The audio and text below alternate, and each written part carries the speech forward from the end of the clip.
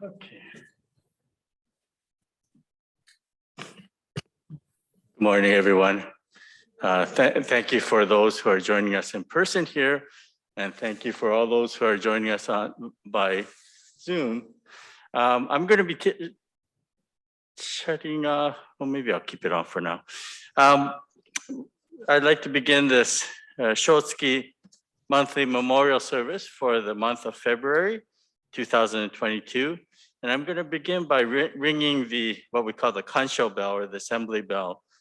Normally, I would have Tomoko-san go outside to ring the bell, but the people on Zoom can't hear it as well when it's being rung outside, so I'll just ring it inside here.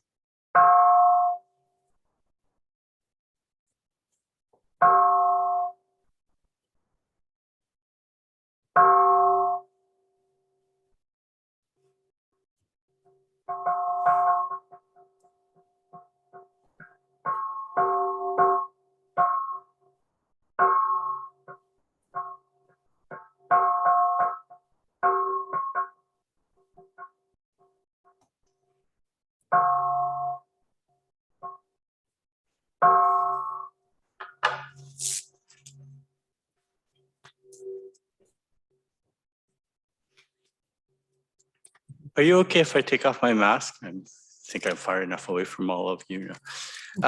We'll begin this Shotsuki service with the moment of silent meditation, followed by the recitation of the name of the Buddha, or the Nembutsu.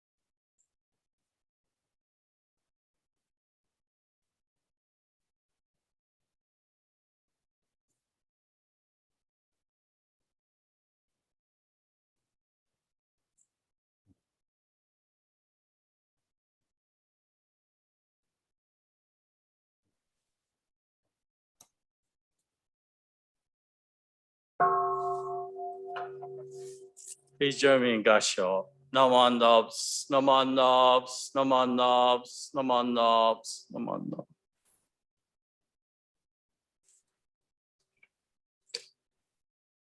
Next, we'll have the reading of the Homage and Three Treasures.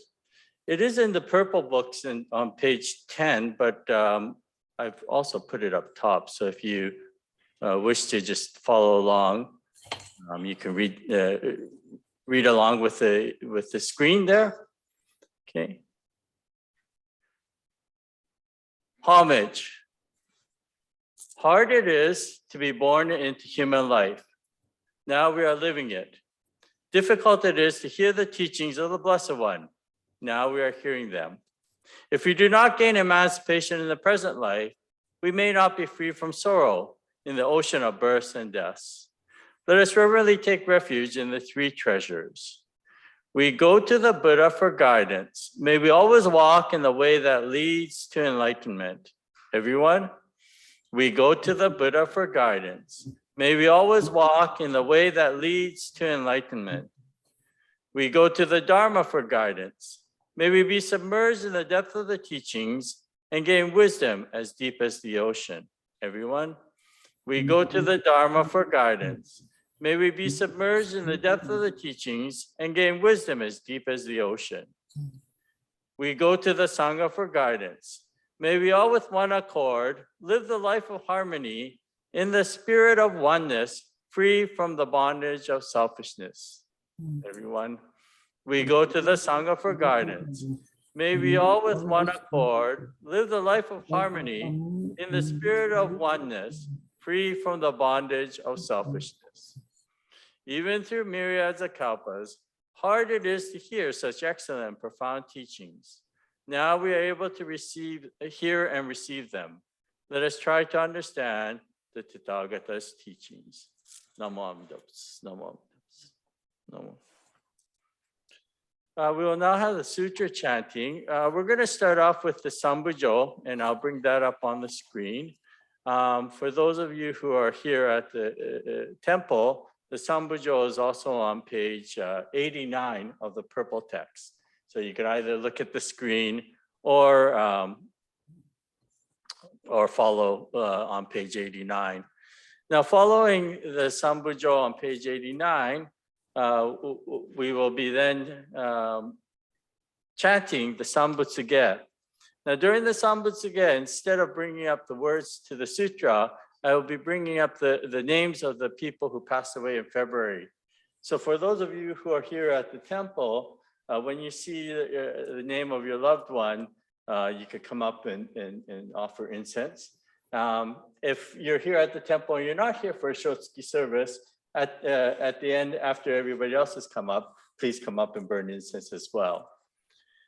So we will have the Sambujo followed by the Sambutsuge. Namandaps, namandaps, namandaps, namandaps.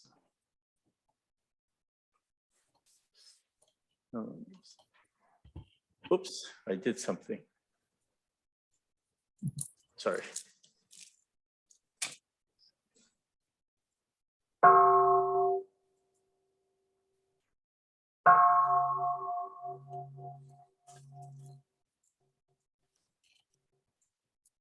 Ujo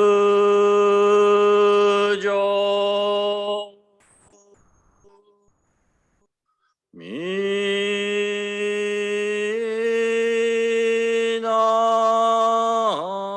「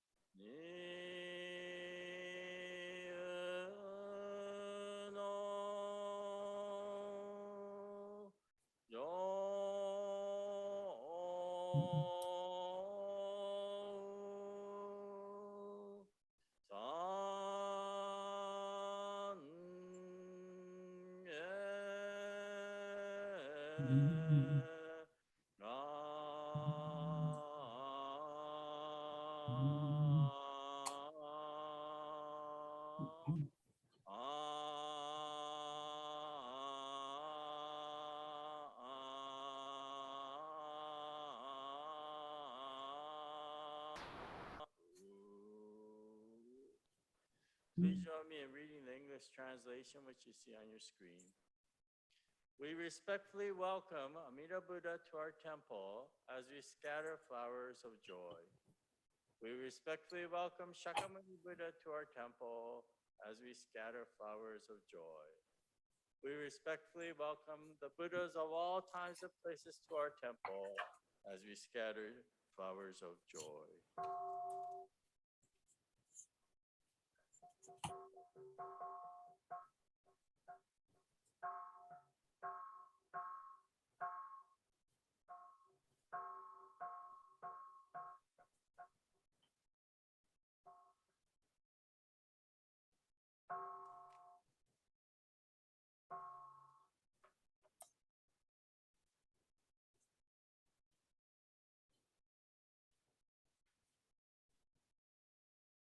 We have gathered here in the quietude of Amida's temple to commemorate the February 2022 Shotsuki monthly memorial service in conjunction with the Nirvana Day Service.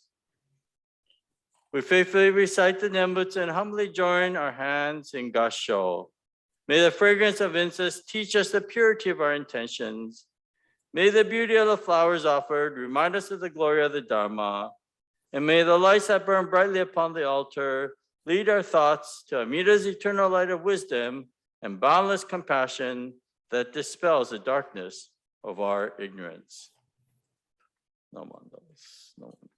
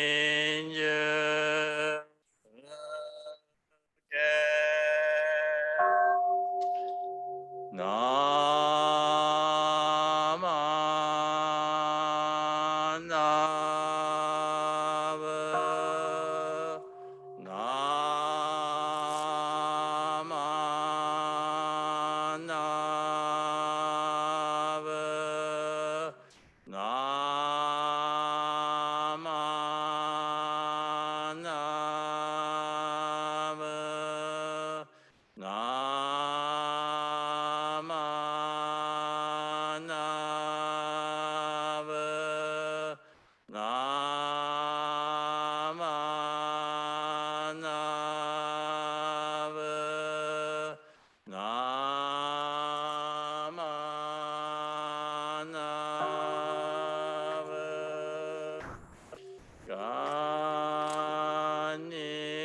시그 도그 묘도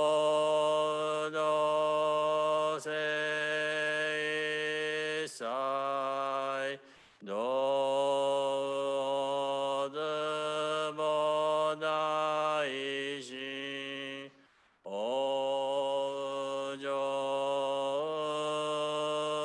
안나고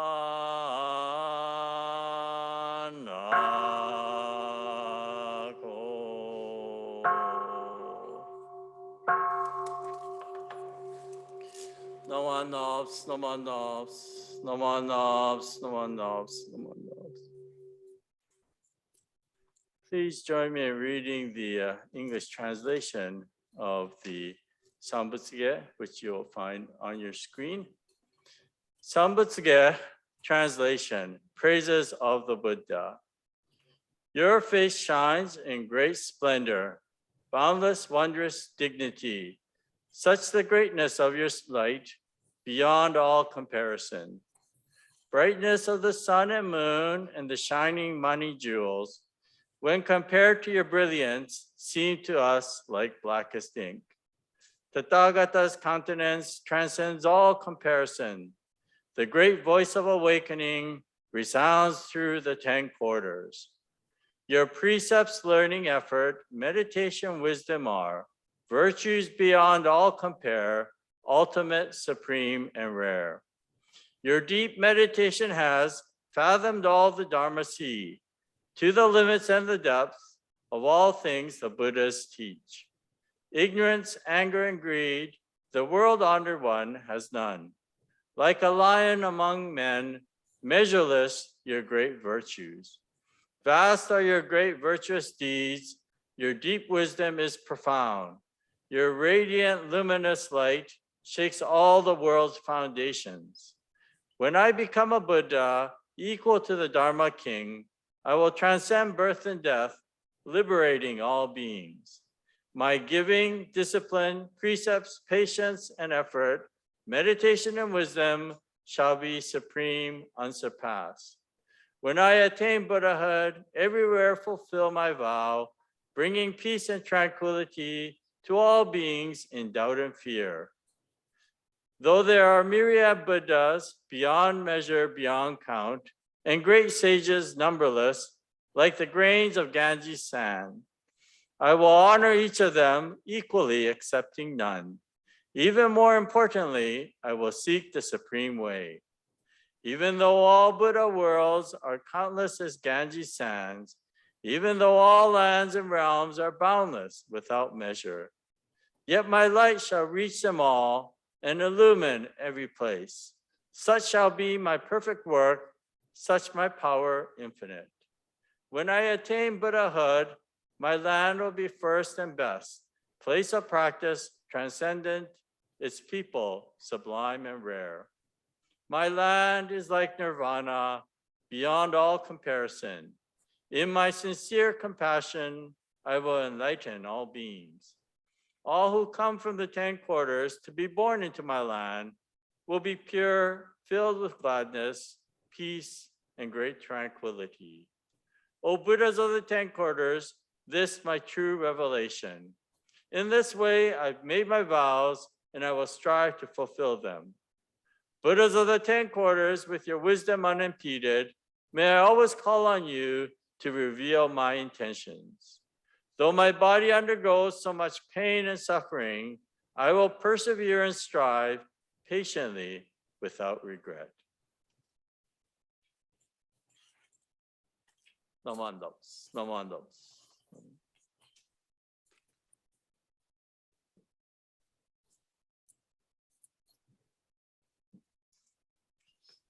Once again, good morning, everyone, to those that are here and also to those on Zoom.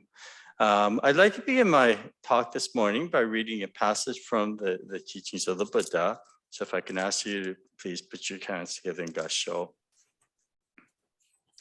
Water is round in a round receptacle and square in a square one, but water itself has no particular shape.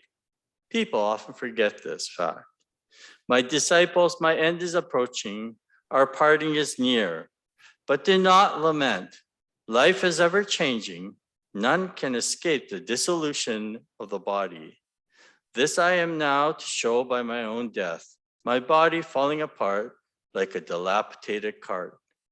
Do not vainly lament, but realize that nothing is permanent and learn from the emptiness of human life. Do not cherish the unworthy desire that the changeable might become unchanging. Namo Amida Butsu, Namo Amida Butsu, Namo. So this morning, as I mentioned, we gather here for the February Shotsuki monthly memorial service. Shotsuki is the service in which we remember loved ones who passed on. It's a memorial service. This one obviously for February, but also during this month of February, we hold in conjunction with our monthly memorial service, a service that we call the Nirvana Day Service. And the Nirvana Day Service is a service to commemorate the passing of the historical Buddha. It was said approximately 2,500 years ago that the historical Buddha entered what we call parinirvana, or perfect enlightenment, when he passed away at the age of 80 on what Japanese scholars have said, February the 15th. So every year in February, we hold this service in memory of the passing of the historical Buddha.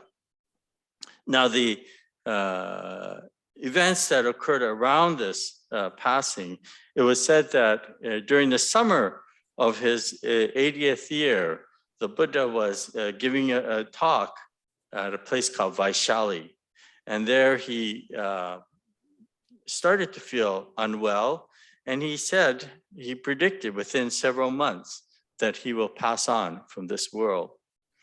And as he continued on his journey, it is said that he ended up in a place called Kushinagra, where he gave his final discourse and passed away. Now, even though we're here to remember or to commemorate the passing of the Buddha, I'd like to actually go to the very beginning of his life, the birth of the Buddha. Because there was an event that happened at the birth of the Buddha that culminated in the Buddha becoming the Buddha, if you will. And what happened at his birth? Well, shortly after his birth, as was customary of the times, when he was born, actually, as a prince to a very small kingdom called Kapilavastu. And he was born to King Suddhodana and Queen Maya. And for many years, King Suddhodana and Queen Maya had no heir to the throne. They didn't have any children. And it was when Queen Maya became pregnant, it was said that there was a miraculous event. It said that she dreamt of a white elephant with 6 tusks coming down from the heavens and entering her right side. And she conceived the baby Buddha. Okay. So when the prince was born, his name was Siddhartha Gautama. And when he was born, as I was mentioning, as a customs was that people from all around the kingdom would come to celebrate the birth of the newborn prince. And so not unlike today as well, when there's a royalty that's born, people come from all over to wish the newborn royalty, wish them well, I guess. So in this kingdom of Kapilavastu, people came from all around to celebrate the birth of Prince Siddhartha. And amongst the people that came to celebrate, there was a mountain ascetic by the name of Ashita. And Ashita was well known as being a sayer, somebody that can look into the future, if you will.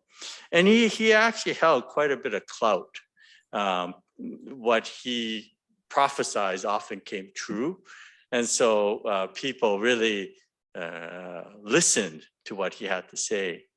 And it's said that when Ashita held the newborn prince in his hands, he started weeping. And so those around him started asking him, why are you crying? It's a happy occasion. And Ashita then answered, he said, I am crying both tears of joy and tears of sadness.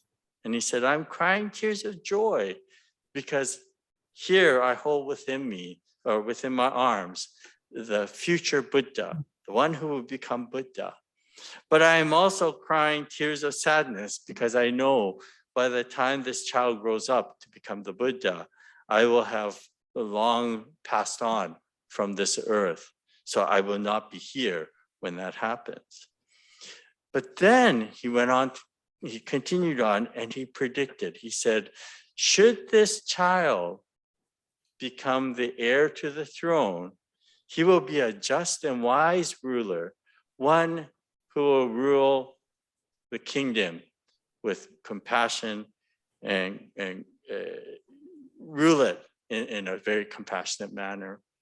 However, he said, should this child encounter suffering, he will forego the kingdom and he will become a leader of all mankind. So you can imagine the king, King Suddhodana, hearing this prophecy, what he's thinking, right? They haven't had a child for many years. Finally, they get the heir to the throne, and he's given this prophecy, right? If this child encounters suffering, he's gonna give up the kingdom, and he's gonna become a true leader of all mankind. Well, of course, the king didn't want anything to do with this. He wanted to have the heir to his throne. So he raises Siddhartha in a very sheltered life. He provides him with all the luxuries that one could hope for. And he makes sure that all unsightly things are hidden away from Siddhartha. Of course, as he's growing up, Siddhartha does encounter suffering periodically. And it is said at the age of 29, Siddhartha goes out. There's a very famous tale of him going out the 4 gates. And he encounters he goes out the eastern gate first, and he encounters an elderly person hunched over. And it's said that he talks to his attendant and said, what form of being is that? And he's told that's an elderly person. And Siddhartha is alarmed by this. And he asks him, will that happen to me? And of course, the attendant says, as surely as we're born, it happens to all of us. And so that frightens Siddhartha, and he goes back to the palace.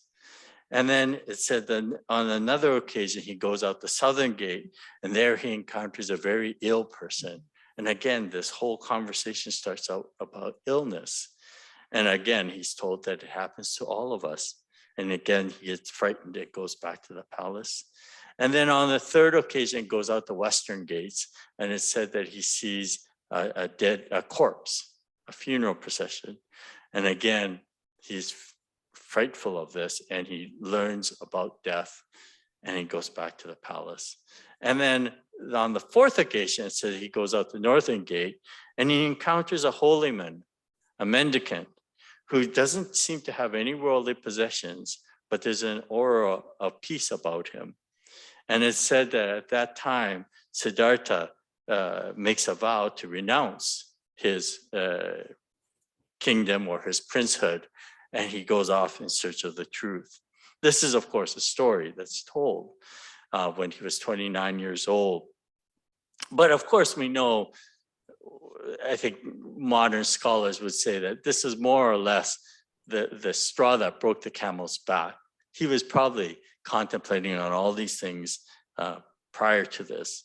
But what I wanted to bring up here was that had Asita not given that prophecy when the child was born, perhaps his father, King Suddhodana, would not have sheltered Siddhartha so much. But because of the way he raised his son, trying to shelter him from reality. Of course, I often, when I give talks on Buddhism, I will time to time talk about what's created when you have something in motion and something that goes against that motion. What's created? What do you call that in science? Friction. Yes, friction.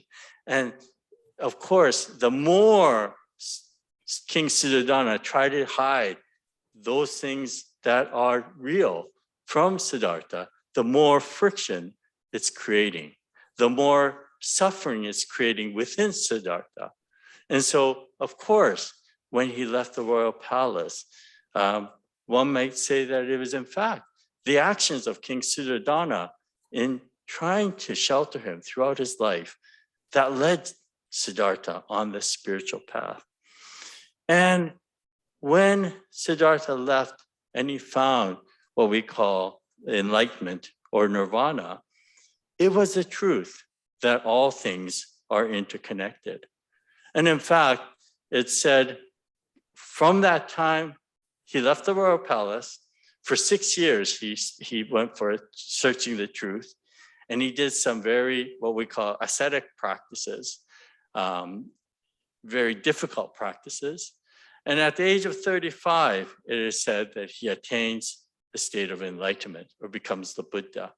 And from that point on, he spends the rest of his life dedicated to teaching others this reality that there is a oneness that exists, that change happens.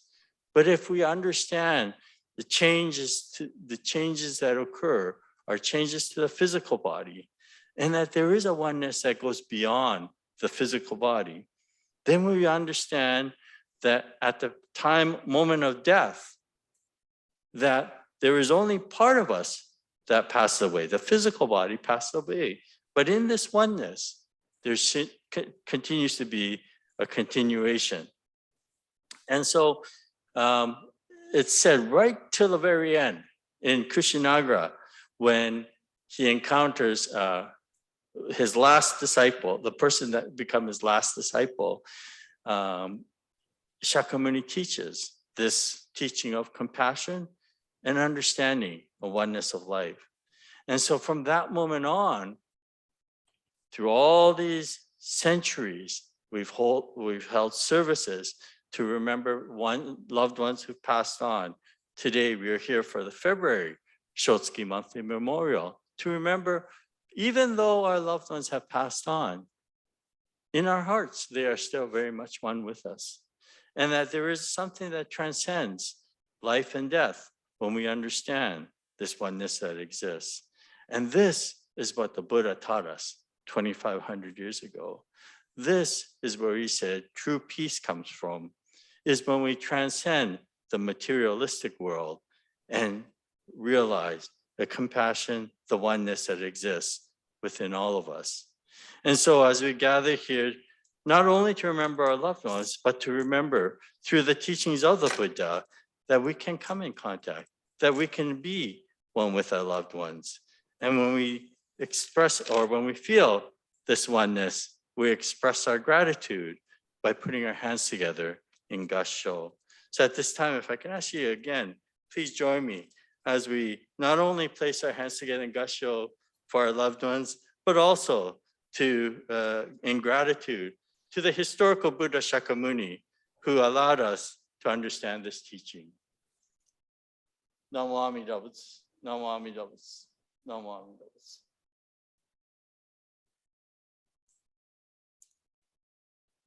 And we're going to actually close off this service this morning by singing of the Ondok-san. And just give me a couple of minutes, Genevieve, to set up. In your purple seiten, the Ondok-san is on page 307. And I'm just going to bring it up on the screen for those who are joining us by Zoom. So just give me 2 seconds to do that.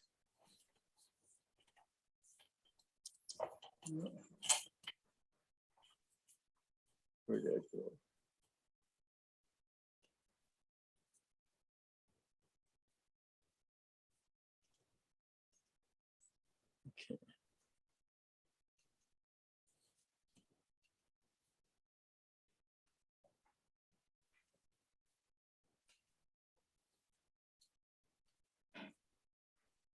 Okay, so for those of you who are in attendance, if you're able to rise, please rise. And it's on page 307 of your text.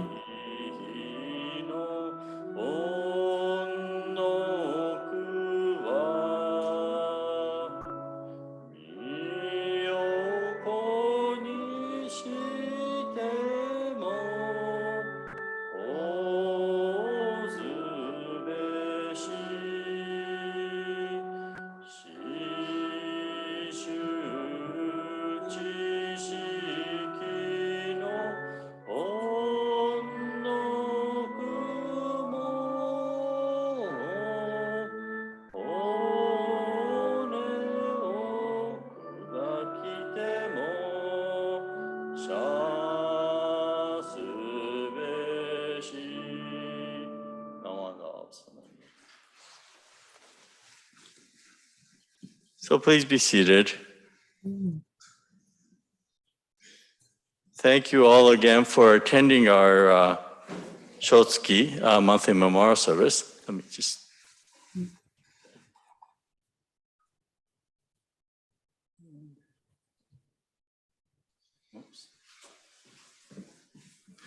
Again, thank you all for joining us here in the temple, as well as those on Zoom. This will conclude this Shotsuki monthly memorial service for February in conjunction with the Nirvana Day Service. Thank you. Thank you, Sensei. Thank you, Sensei. Thank you, Sensei. Thank you. Thank you. Bye, everybody. Thank you. Week, everybody. Bye, everybody. All right. Bye, everyone. Take care. Thank you. Thank you. Thank you.